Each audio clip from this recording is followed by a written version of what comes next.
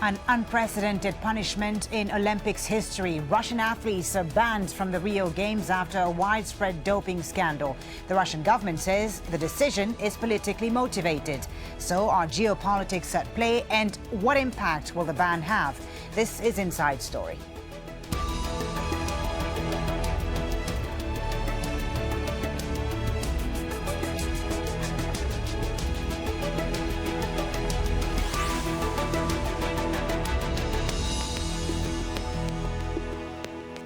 Hello and welcome to the program. I'm Folly by Thibault.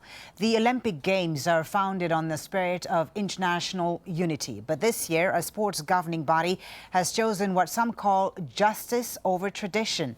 7 weeks before the Olympic flame is lit in Rio de Janeiro, the world governing body for track and field events has banned Russian athletes from all competitions. The International Association of Athletics Federation, the IAAF, says Russia hasn't done enough to clean up widespread doping, and state-sponsored cheating goes back to the 2008 Olympics. The IAAF also says it has no way to verify that all Russian athletes are clean. President Vladimir Putin says the ban is unfair. Responsibility can only be individual.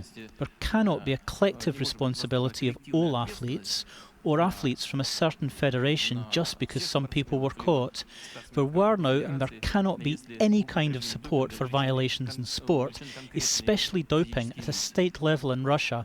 We've cooperated and we will continue to cooperate with all the international organisations that work in this field. Well, critics of the IAAF say its ban is politically motivated. The governing body denies that. It's been building the case against Russia over the past 7 months, leading to the banning vote on Friday in Vienna. Our sports correspondent Lee Wellings was there. For world athletics bosses, this was the final straight before the Olympics, but they had a crucial decision to make. Their stance was bold and clear. Russian athletes should have no place in Rio in August. There was no compelling evidence Russia had cleaned up its act since being suspended last November. The deep-seated culture of tolerance, or worse, for doping that got Rusev suspended in the first place appears not to have been changed materially to date. But the door has not been slammed completely shut. The IAAF recommended there is a way clean Russian athletes can compete, under a neutral rather than a Russian flag. It has become a complex political web, with the spotlight now on the International Olympic Committee, as IAAF President Sebastian Coe is well aware. I'm not prejudging anything, but what I'm telling you is the decision we made today was based on an objective set of criteria. It was not based on politics. But do you fear that the IOC will be softer than you? I don't fear anything. I'm going to the summit next week to represent my sport. Russian officials had lobbied hard in Moscow and Vienna for their suspension to be lifted. One of the IAAF members of the council is Russian. His name is Michel, and let's see if we can grab a word and ask what he's going to do. We'll analyze shortly this decision. We'll analyze together with lawyers. If we'll receive any chance to be successful for protecting our athletes, we are going through this way. But a group of international athletes had already written to Olympic and doping bosses asking for Russia to stay banned and not be allowed to cheat them of medals. Australian 50-kilometre walker Jared Talent was one of those affected in the last Olympics. He missed out on his rightful place at the top of the podium in London, but with the Russian winner Sergei Ilyukov now stripped of gold, a new ceremony took place in Melbourne. Athletics is the jewel in the Olympic crown, but of course there are allegations about Russian doping in many other sports. And these will all need to be urgently addressed by the International Olympic Committee when they hold their meeting in Lausanne. Time on the stopwatch to Rio is running out. Lee Wellings, Al Jazeera, Vienna.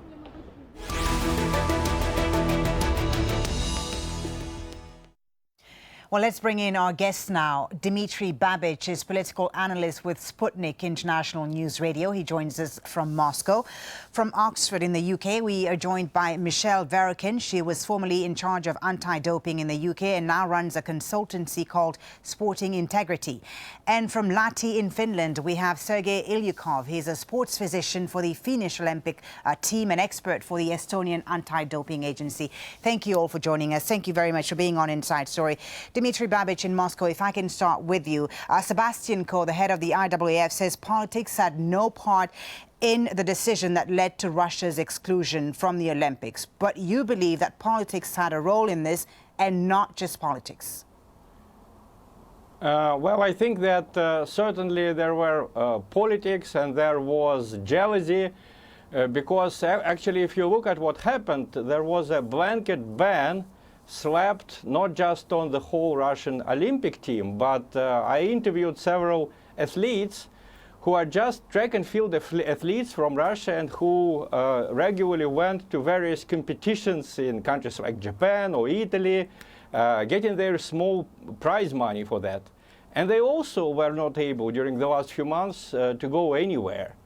And I think it's simply unfair, even if some of the Russian athletes took the prohibited substances. It's unfair, for example, to bar from the competition Yelena Isinbayeva, you know, who won Olympic titles 2 times, and who was not,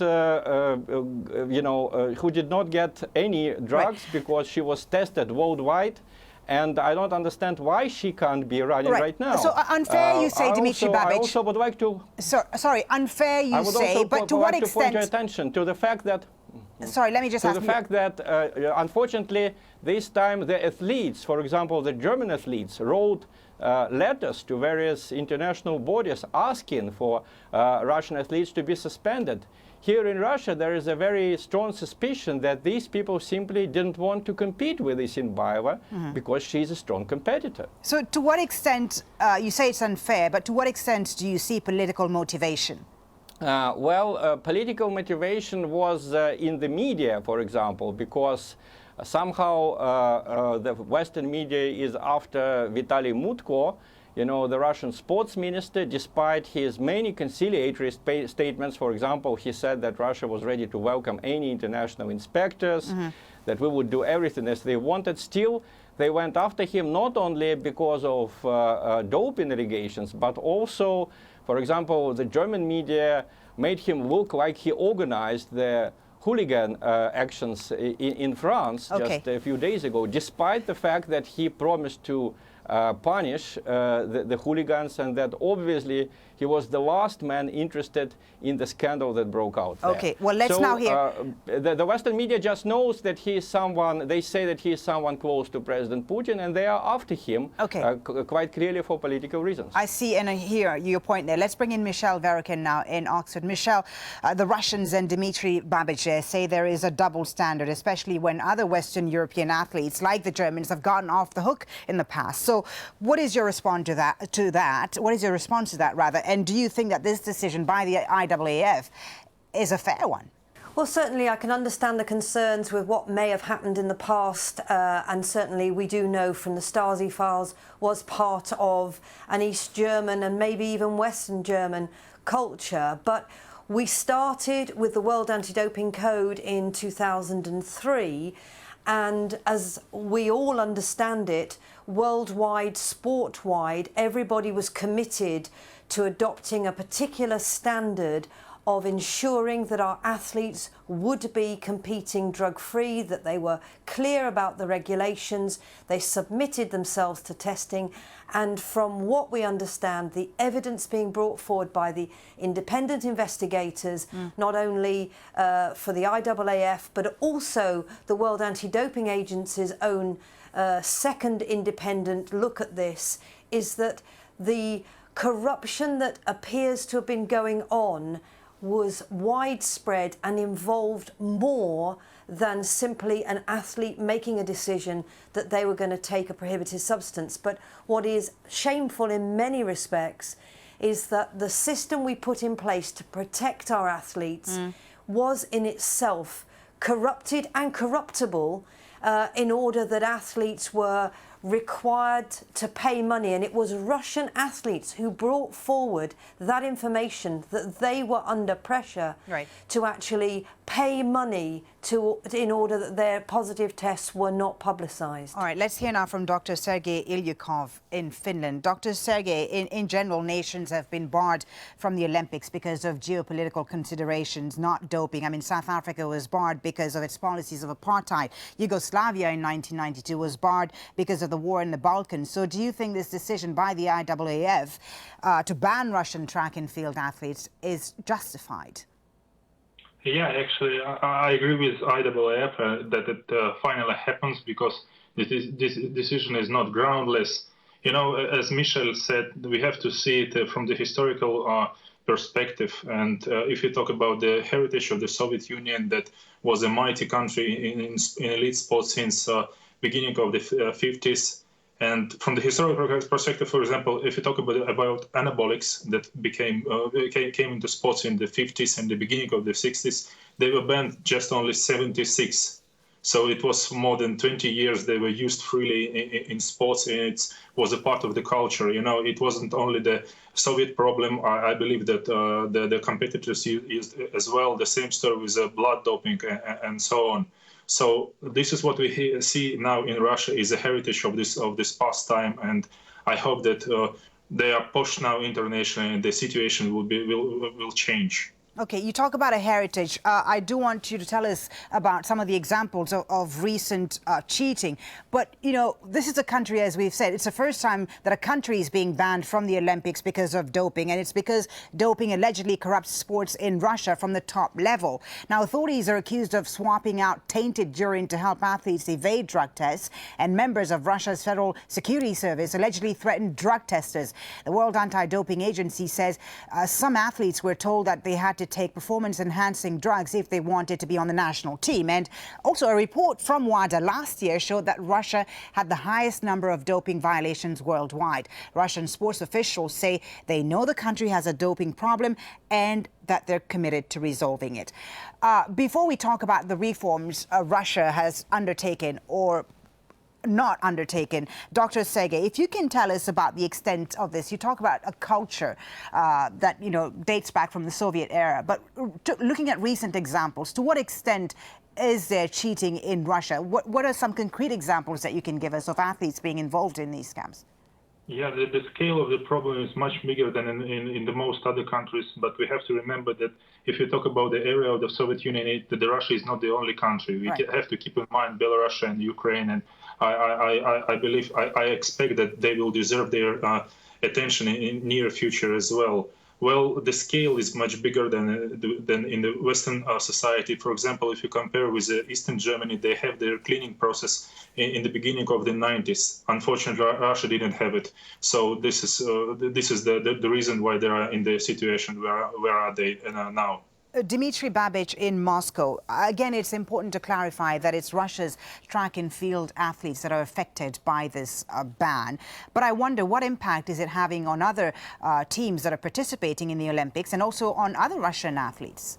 Well, certainly it is taken very badly here, because if you can disqualify track and field athletes, obviously the soccer players may be the next, and actually any country can be disqualified now.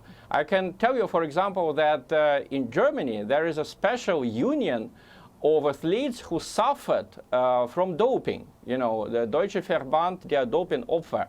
And they said quite openly that they had people in that union who had been forced to take doping as recently as in 2004. That was written in Der Spiegel magazine, you know, one of the most respected German publications.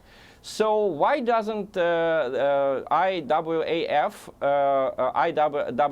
why don't they go after someone else, not exactly after Russia? Right. And certain things that IAAF decided, I think these things are simply legally challengeable, because for example, why didn't Russia challenge it? athlete... Let me ask you this. Why didn't Russia, when you know, the athletes were suspended last fall, they didn't contest the suspension, I understand, and they were given the opportunity basically in November to do so, and they didn't.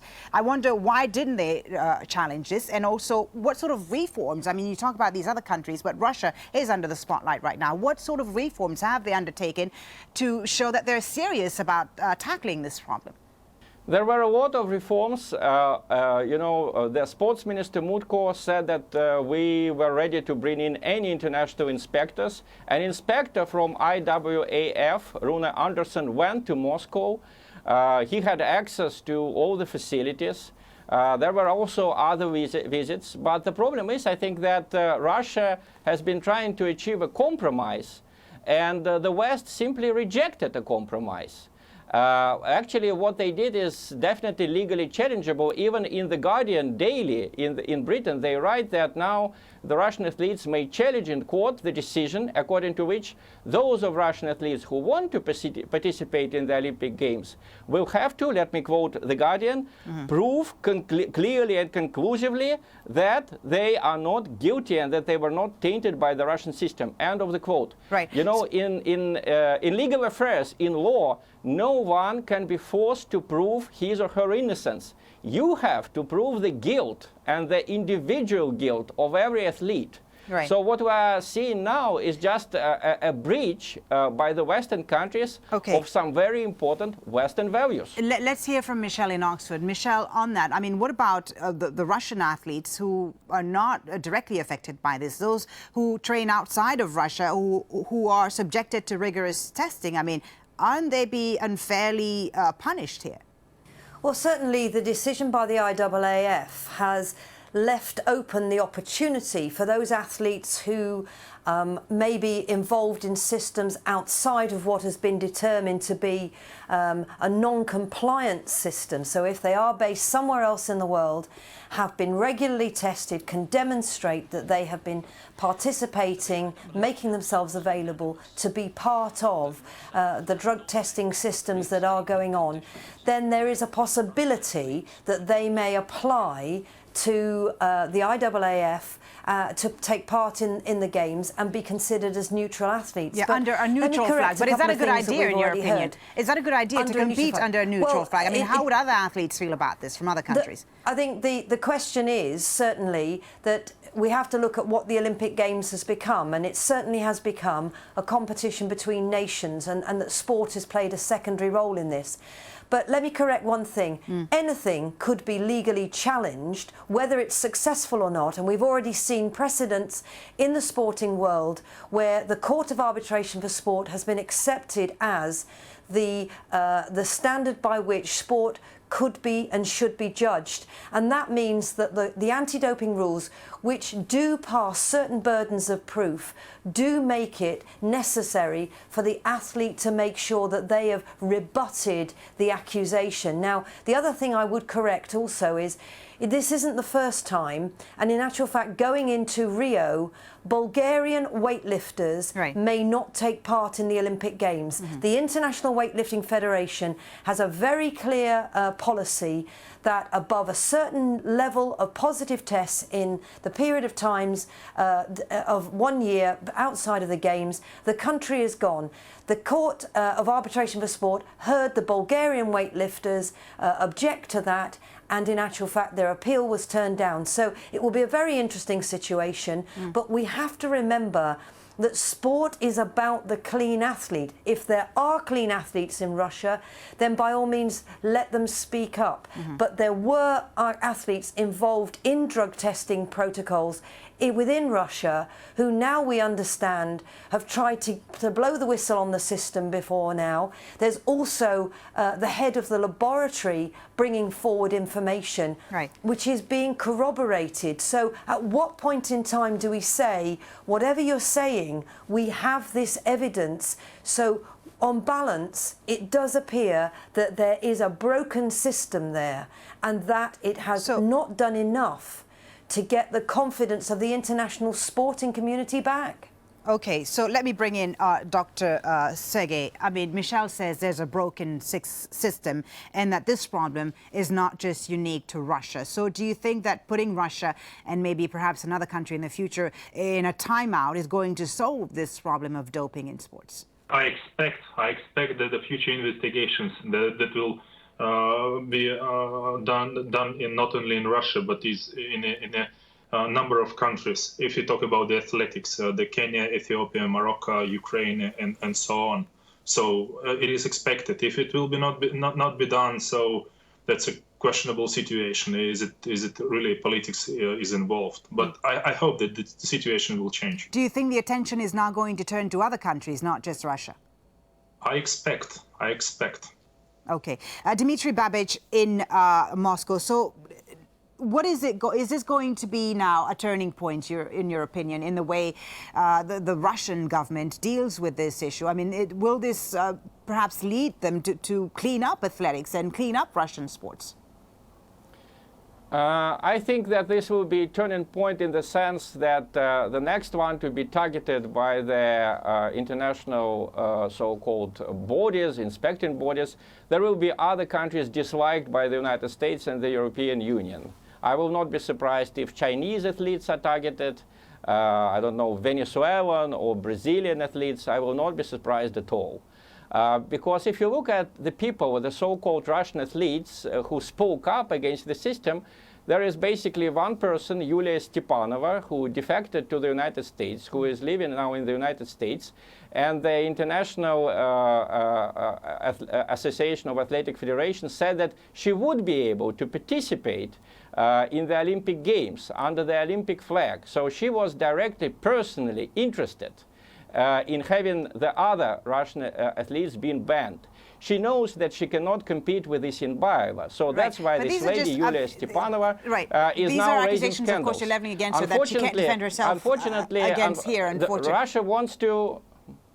Russia wants to resolve the problem and to find a compromise, but the compromise was refused by the West and by the federations, clearly influenced by political considerations of powerful Western nations. But they have, I mean, the international bodies have offered a compromise, even though it hasn't been enacted yet. A compromise being that the Russian athletes who are clean could compete under a neutral flag. Would that be acceptable to Russia? If they train abroad, and this is impossible for financial reasons for the huge majority of Russian athletes, they don't have the money and they don't have the time before the Olympic Games to go to some other place and train there. They are not so wealthy people.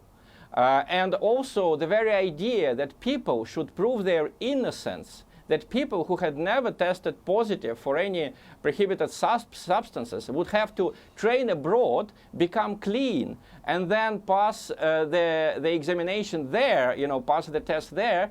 This is simply unheard of. We have never had such a situation in the Olympic history that a country would be discriminated against in this way. There is, of course, Michel, a very heated debate right now, and this is turning into a very hot political issue. Do you think the International Olympic Committee can and will overturn the IAAF's ban when it meets next week? Well, it's going to be an interesting decision because at the end of the day, the Olympic Games belong to the IOC, and to a certain extent they can decide whatever they like. But this really will have repercussions. What we're looking for, and I think what we should be feeling is a positive outcome. This could be the first time that we're seeing internationally a standard laid down that says once you pass this threshold, we can consider you a clean athlete. We've never had that before. We just don't know how much testing is enough. But what we do know is that the current system can be compromised, can be corrupted, and therefore it is in urgent need of change. The current system that operates in other countries. So I understand the concern that it is being expressed, but at the same time, this is what we have, and we need to set a pathway by which athletes who are competing clean in all countries know that they can compete with confidence. Dr. Sergei, briefly, you have the last word. How do we change the current system? How do you change? Well, you mean the international anti-doping system? Yes. Develop, and once again develop, and I expect it. Okay, great. Thank you so much for that. Thank you so very much for an interesting discussion. Dmitry Babich, Michel, Verroken, and Sergei Ilyukov. Thank you all. And thank you for watching. As always, you can watch this program again anytime by visiting our website, aljazeera.com. For further discussion, go to our Facebook page. That's facebook.com/AJ Inside Story. You can also join the conversation on Twitter. Our handle is @AJ Inside Story. From me, Folly, Thibault, and the whole team, thanks for watching. Bye for now.